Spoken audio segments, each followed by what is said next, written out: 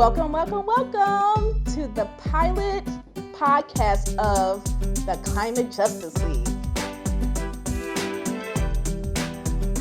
Hosted by the Frontline Organizing program at Mothers Out Front. I am your host. I am Marnese Jackson, and I am the Frontline Organizing program manager. And later in our show, I will introduce you to the 4 organizers at Mothers Out Front who does climate justice organizing. Before I started this role in December 2018, I was at the NAACP Environmental and Climate Justice Program, where I built capacity within the NAACP members to engage in energy-related projects across 17 states and created the ECJ Live podcast talk show. And before that, I was the weatherization coordinator for Oakland Livingston Human Service Agency, and I took a position as the energy outreach specialist for the Southeast Michigan Regional Energy Office. And before that, I did a huge amount of organizing in my undergrad experience at Eastern Michigan University, but I honed my skills as a grassroots organizer when I was in graduate school, and I took a graduate internship with the East Michigan Environmental Action Council, where I traveled to New Orleans, Louisiana for the 10th anniversary commemoration of Hurricane Katrina. During this time, I met climate justice activists all around the world, where we strategized and organized on what to do after Hurricane Katrina. And so now I am here at Mothers Out Front, and we have this awesome new frontline organizing program that was created last year to address the impacts of climate change on disproportionately impacted communities, which are communities of color and low-income individuals. And so Mothers Out Front is changing and leading and organizing and being intentional about diversity, equity, inclusion, and justice. And so the Frontline program is the vehicle to do that. And so we have 4 awesome superstars who are working in 4 different locations. They are the climate justice organizers. You will hear what inspires them, why are they in this movement. In New York, you have Lindsay Cooper, who currently is organizing in a community called Red Hook, which is inside Brooklyn. You have a whole bunch of environmental impacts, especially utility and energy injustices due to their utility company. Next, I would like to introduce you to Stephanie Bowman. She lives in Colorado Springs, Colorado, originally from Kansas City, Kansas. She is married. She is organizing in both Colorado Springs and Pueblo, where you have coal plants that should be retiring, but they're not just yet. And Pueblo, where they endure the highest utility rates in the United States. Next, I would like to introduce you to Latisha Harris. She's in Fresno, California. She has 3 children, and they are plagued by polluting facilities, gas extraction, and they have one of the highest polluted zip codes in the state of California and across the United States. And then Desiree Shelley Flores, who has 2 beautiful children and a beautiful husband who lives in the River Valley near Blacksburg and Roanoke, all in the same vicinity, and she is organizing mothers to take on the Mountain Valley Pipeline and other sustainability projects. You will now hear from all the 4 climate justice organizers. Good afternoon, Lindsay. Hi, Marnese. How are you doing? I'm really good, and yourself? I'm good. So tell me about how you got into this climate movement. What brought you here? Yeah, sure. So I think I was brought to the climate movement out of necessity. So I have a lot of passions, but I'm especially passionate about the environment, and I have been since I was a kid. So throughout college, I did a lot of internships that were related to the environment and related to social justice as well. So I, from those internships, have learned a lot about climate change and what people can do about it. So I think I at a certain point just felt like I really needed to get involved, and I did start organizing while I was in college. And that's how I got brought here to Mothers Out Front. I think, especially since I studied sociology in school, it helped me think really critically about the state of the environment and what has caused us to be in this crisis of a state. So, um, yeah, when I started doing research, I just realized that I needed to get involved. Wow, that's good to hear. So, you're part of the Frontline Organizing team. So, could you tell me what does a frontline community look like to you, and how should we organize frontline communities? Yeah, sure. So to me, a frontline community is one that has vulnerability. So I think it can be geographical vulnerability, economic vulnerability, or vulnerability in resources, but it's a community that, in the case of natural disasters, which are happening more often and more intensely from climate change, frontline communities are the ones that will have fewer resources that will help them recover. So I consider especially the geographic vulnerability of the community. For example, I work here in Brooklyn in Red Hook, which is right on the water and is very vulnerable, especially during Hurricane Sandy. And there is a lot of vulnerability geographically there. So I think frontline can mean a lot of things, but to me, it's a combination of geographic, economic, and social vulnerability. What would you do or tell frontline communities that are impacted to stay engaged and inspired to keep pushing on when things are like this are happening in their communities? So staying inspired is definitely a struggle for a lot of people, myself included. And I think what's helped me has been a combination of things. So first, what's helped me is self-care and making sure that I am taking care of myself and not spreading myself too thin when it comes to doing work that's really taxing at times. So taking care of myself is definitely necessary. And then where I get my inspiration is from um, looking around me at the people who are working in communities that I work in, the people who live in my community, and who are just actually doing things. I think when you look at the national level or the global level and see the state of the climate crisis and see how decision makers are reacting and making, in a lot of cases, really poor decisions in the grand scheme of helping us move towards renewable energy and move towards a livable climate, I think it can be really overwhelming and really disheartening to look at the national level at times. So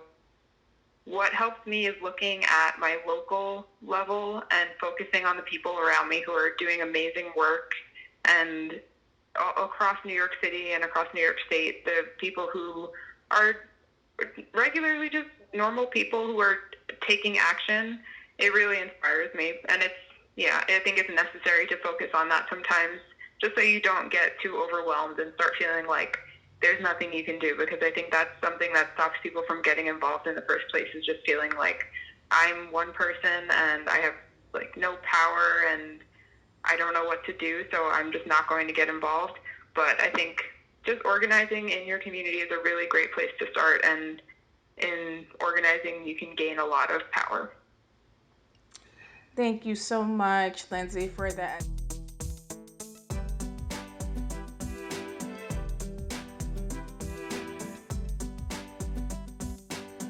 Hey, Stephanie, how are you doing? I'm doing pretty good. How are you doing, Marnese? So, everything's real well here in Michigan. So, I wanted to talk to you about the Frontline Organizing program with Mothers Out Front. What excites you and what brings you to this climate justice movement?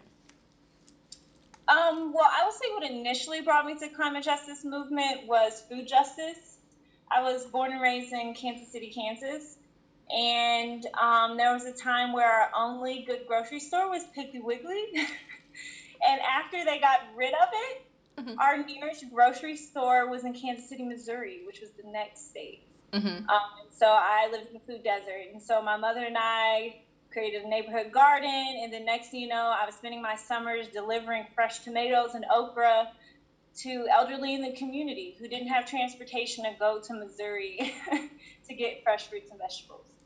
Well, Food justice morphed into energy justice when our utility bills start getting crazy high for using water to water our vegetables for the community garden. So then I started doing work around our public utility there and collecting bills to make sure they weren't intentionally targeting communities of color mhm. to force them out for gentrification. And now here I am in the climate movement. So it's definitely metamorphosized. Wow. So, yeah, tell me more about your family. Do you come from like a background of um, movement building, social justice work? Like, tell me about my family. Do you have any kids? Are you married? Tell me about your parents. So I would say my grandmother and my mother both are or were or are activists Hmm. and revolutionaries. My grandma was one of the first Black business owners in Kansas City, as far as a woman owning her own business, and my mother, as well, was a Black train dispatcher. Um, it has been very difficult being raised in a household with activists because at a young age I had a social obligation and responsibility to do this work. Like at Wow. 11, I felt a much bigger burden on my shoulder than the average 11-year-old Hmm. because I'm spending my weekends sitting in rooms full of angry women fussing about unjust health practices in childcare centers. So for me, it's just a very unique perspective. But here in Colorado Springs now, I recently moved my mother and my grandmother from Kansas to Colorado. And so we have a multi generational household. And it's very challenging and wonderful at the same time. Okay. All right. So when we talk about frontline communities, because you are part of the frontline organizing team at Mothers Out Front, and you're doing organizing in Colorado Springs and Pueblo. Could you tell me what does a frontline community look like Hmm. to you, or could you define what frontline communities are? So I would say what a frontline community looks like to me is a community that's been overlooked and disregarded. Of life is viewed much less and compared to communities that aren't frontline. Um, I was always raised in frontline community. Mm-hmm. I mean, having been in the military as a military spouse, being moved around, we were always in frontline communities because usually they're in the outskirts of towns in rural areas outside of industrial districts. Um, so for me, frontline communities have really been all that I've ever known. Like I kind of don't know what a frontline community doesn't look like.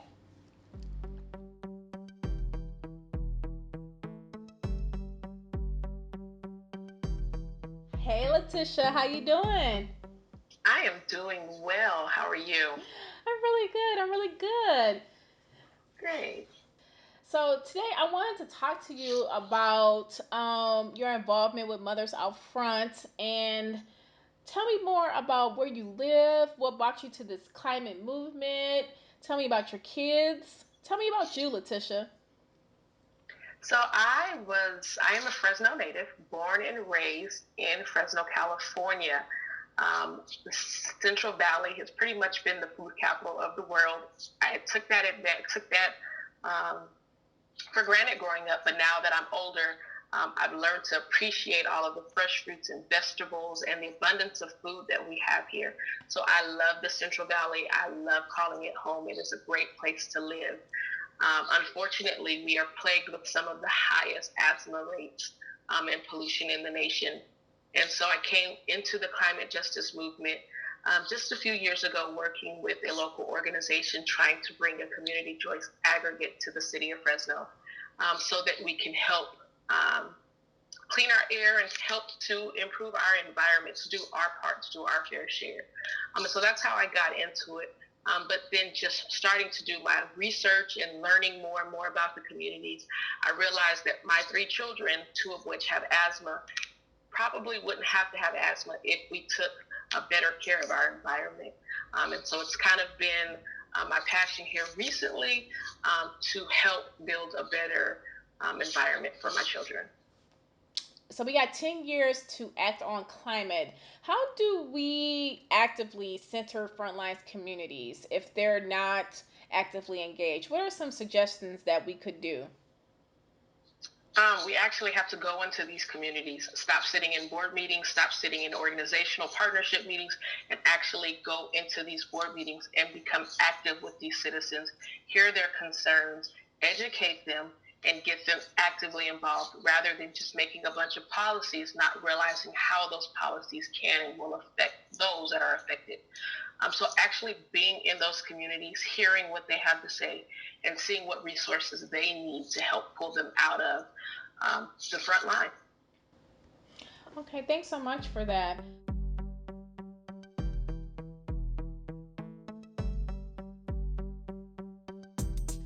Good afternoon, Desiree. How are you doing?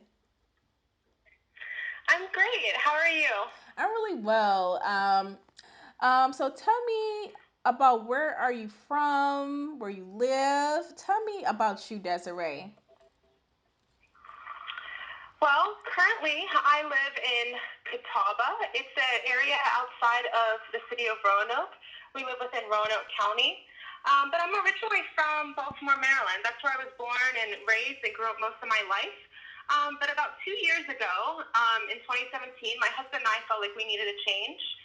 And we picked up and we moved to Catawba. So it's a big change. It's very different. I live in a very rural community, but as I said, I'm not too far from the city of Roanoke. But we decided to want to change because we lived in the city for a very long time, and Baltimore suffers from a lot of environmental justice issues, and we really wanted to raise our kids in a different type of environment. Additionally, I'm a member of the Monacan Indian Nation.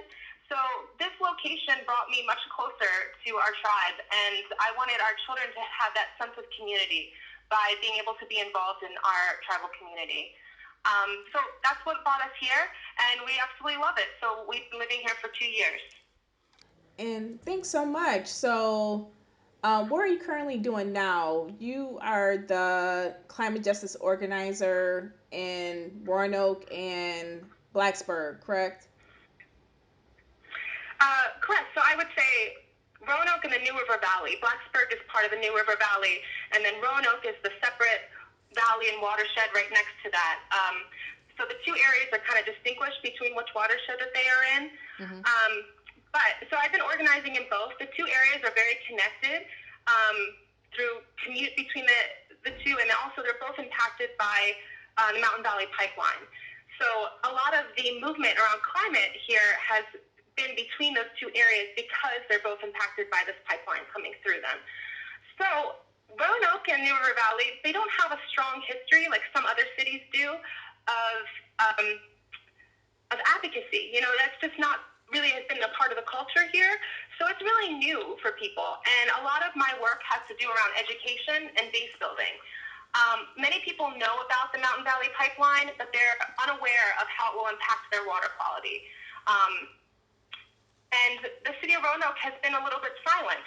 So one of my major tasks currently is to do education around climate and around the anti-pipeline movement. So we're looking to bring people into this pipeline movement as a way to get them motivated about climate, not only to oppose the pipeline, but to start finding solutions.